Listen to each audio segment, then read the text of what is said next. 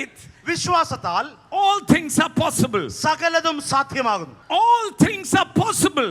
This is the word of Jesus with those who believe or those who have faith in God. ദൈവത്തിൽ വിശ്വാസമുള്ളവർ, യേശുക്രിസ്തുവിൽ വിശ്വസിക്കുന്നവനും സകലതും സാധ്യമാണ്.